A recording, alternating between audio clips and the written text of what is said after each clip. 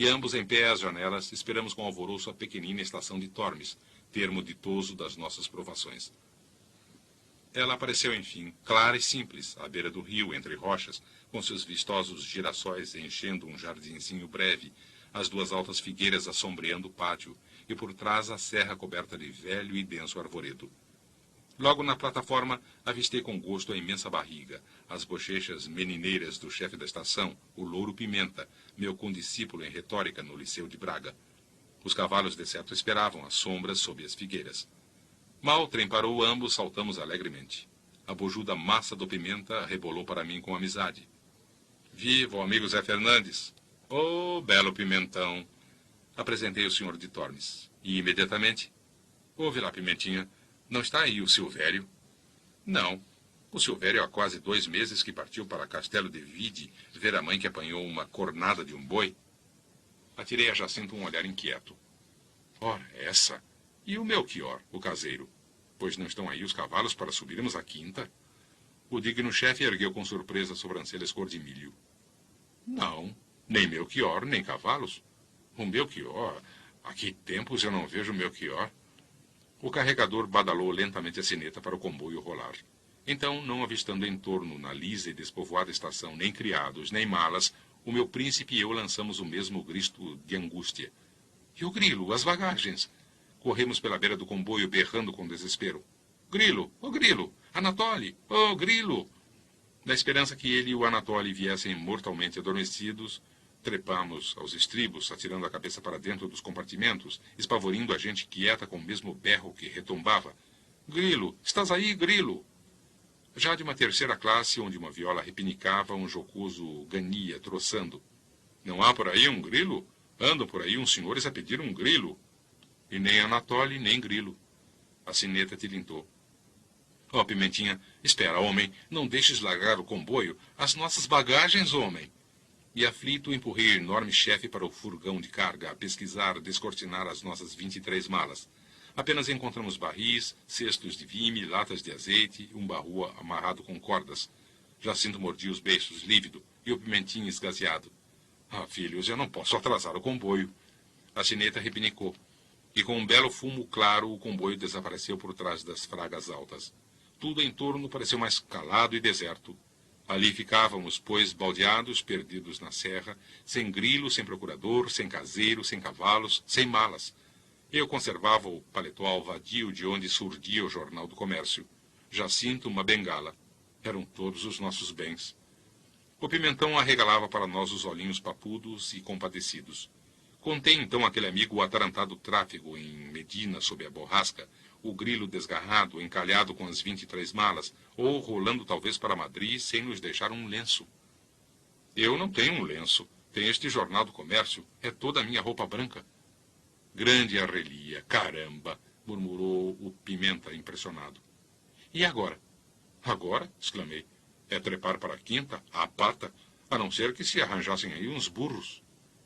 Então o carregador lembrou que perto, no casal da Giesta, ainda pertencente a Tormes, o caseiro, seu compadre, tinha uma boa égua e um jumento. E o prestante homem enfiou numa carreira para a Giesta. Enquanto meu príncipe e eu caíamos para cima de um banco, arquejantes e sucumbidos como náufragos, o vasto Pimentinha, com as mãos nas algibeiras, não cessava de nos contemplar, de murmurar: é de arrelia. O rio defronte descia, preguiçoso e com adormentado sob a calma já pesada de maio, abraçando sem um sussurro uma larga ilhota de pedra que rebrilhava. Para além, a serra crescia em corcovas doces, como a funda prega onde se aninhava bem junta e esquecida do mundo uma vilazinha clara. O espaço imenso repousava no imenso silêncio. Naquelas solidões de monte e penedia, os pardais revoando no telhado pareciam aves consideráveis.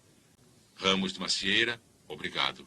Aqui vimos, e sempre contigo fiquemos, serra tão acolhedora, serra de fartura e de paz, serra bendita entre as serras. Assim, vagarosamente maravilhados, chegamos àquela avenida de faias que sempre me encantara pela sua fidalga gravidade.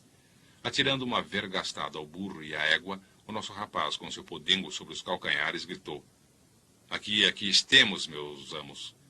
E ao fundo das faias, com efeito, aparecia o portão da quinta de Tormes, com seu brasão de armas, de secular granito, que o musgo retocava e mais a envelhecia. Dentro já os cães ladravam com furor. E quando Jacinto na sua suada égua e eu atrás no burro de Sancho transpusemos o limiar solarengo, desceu para nós do alto do alpendre pela escadaria de pedra gasta um homem nédio, rapado como um padre, sem colete, sem jaleca, acalmando os cães que se encarniçavam contra o meu príncipe. Era o Melchior, o caseiro. Apenas me reconheceu, toda a boca se lhes escancarou num riso hospitaleiro, a que faltavam dentes.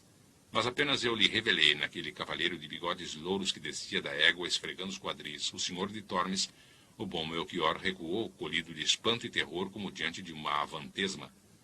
Ora essa, santíssimo nome de Deus! Pois então... E entre o rosnar dos cães, num bracejar desolado, balbuciou uma história que por seu turno apavorava Jacinto, como se o negro muro do casarão pendesse para desabar. O Melchior não esperava Sua Excelência. Ninguém esperava Sua Excelência. Ele dizia Sua Incelência.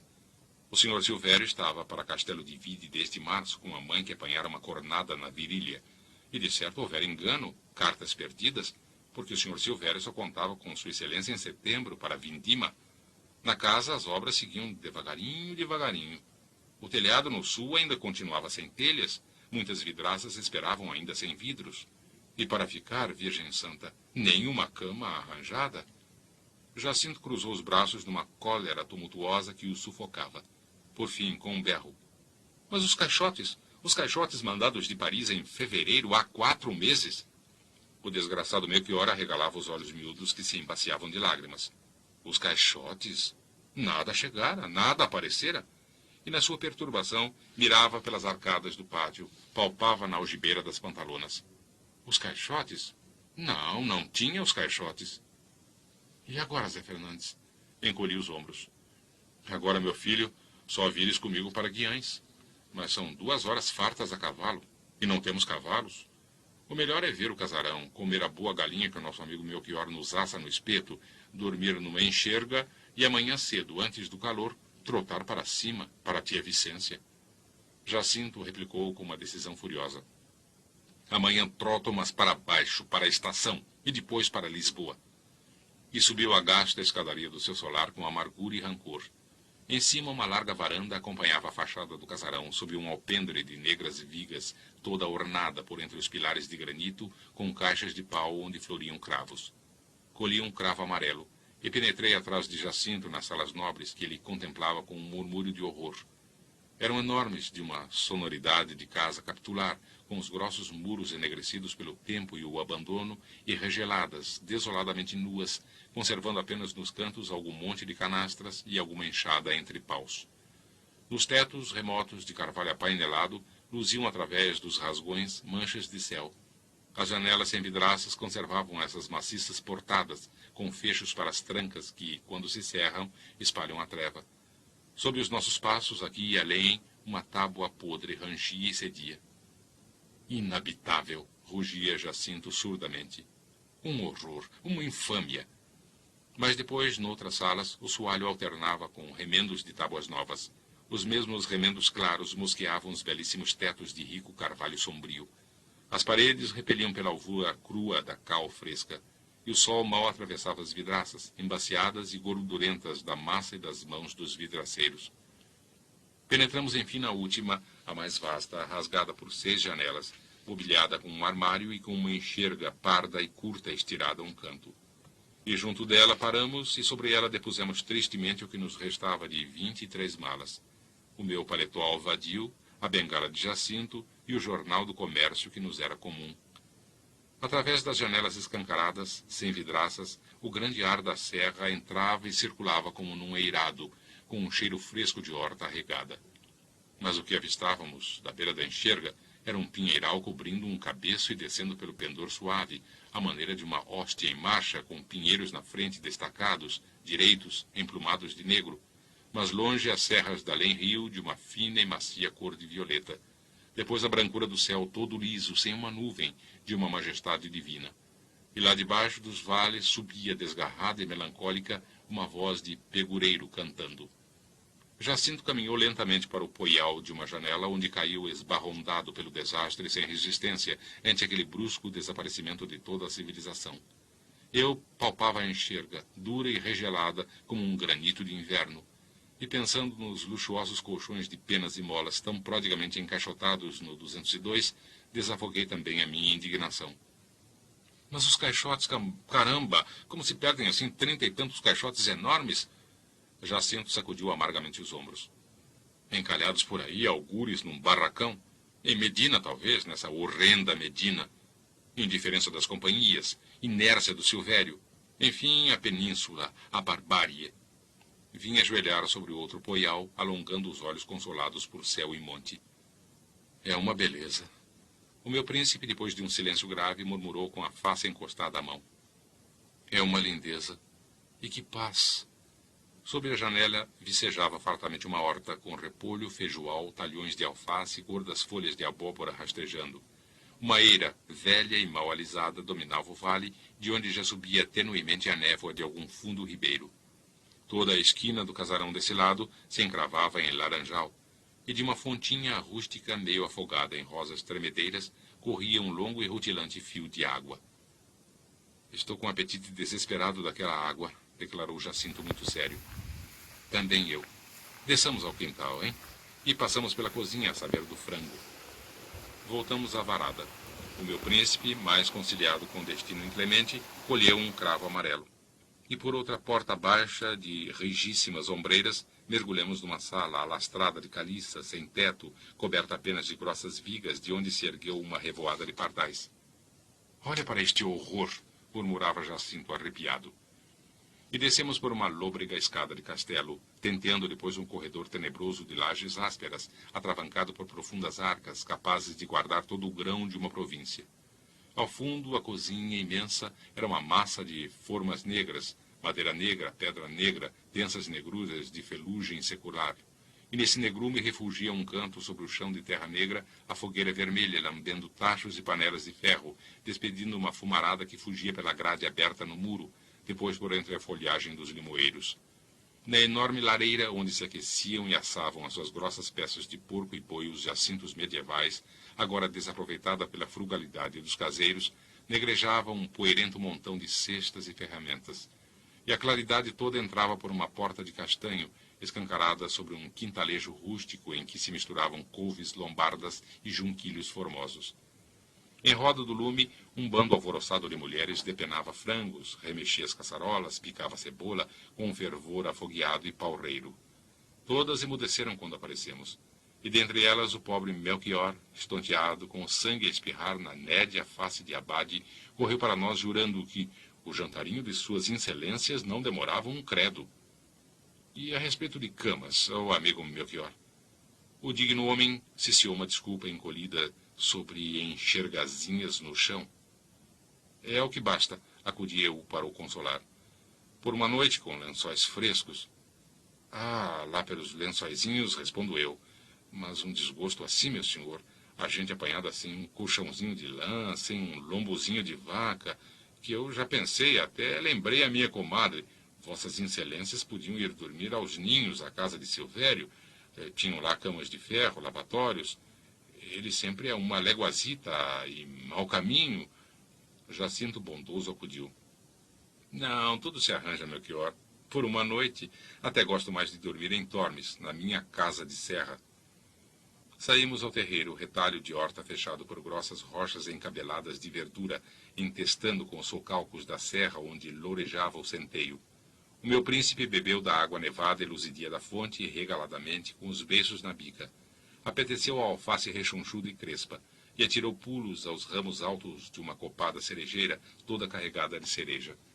Depois, costeando o velho lagar, a que um bando de pombas branqueava o telhado, deslizamos até o carreiro, cortado no costado do monte.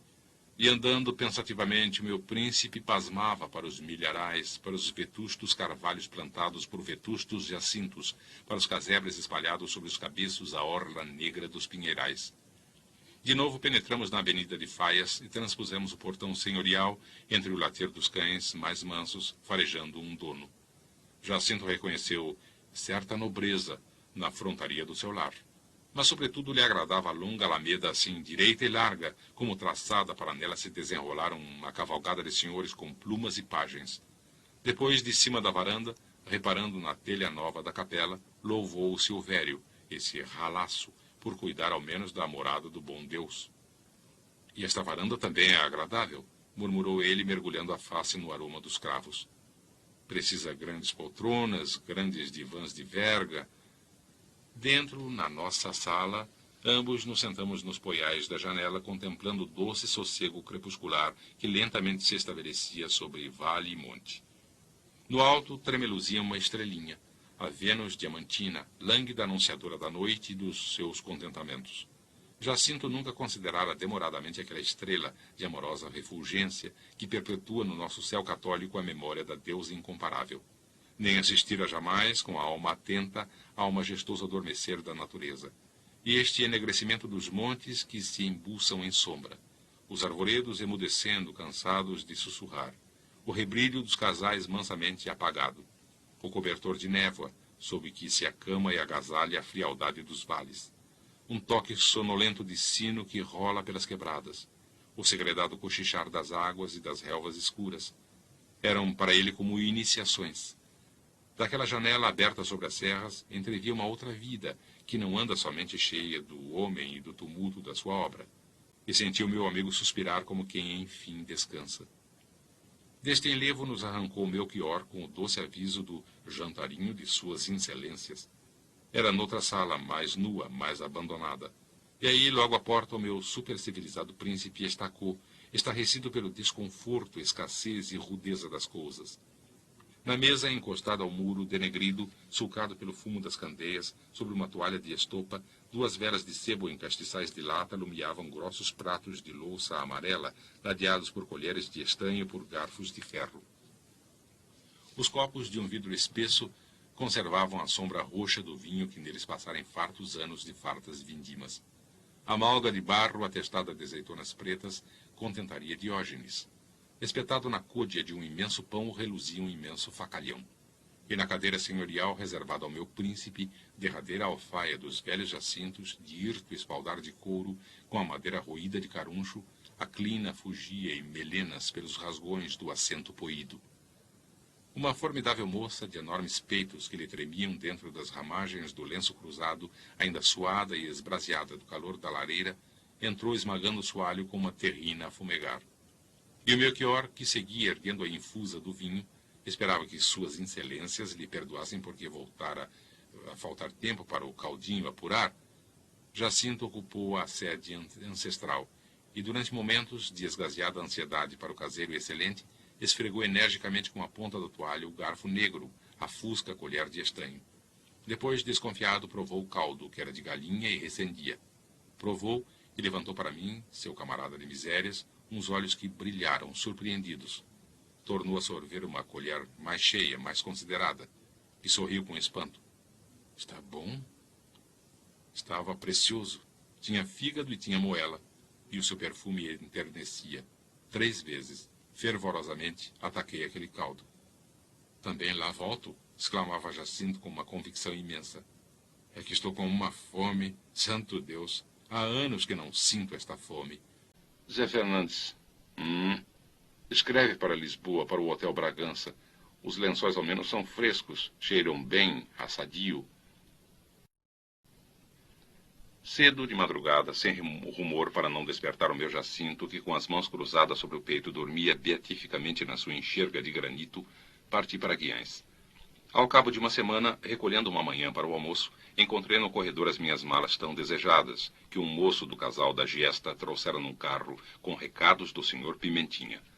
O meu pensamento pulou para o meu príncipe e lancei pelo telégrafo para Lisboa, para o Hotel Bragança, este brado alegre.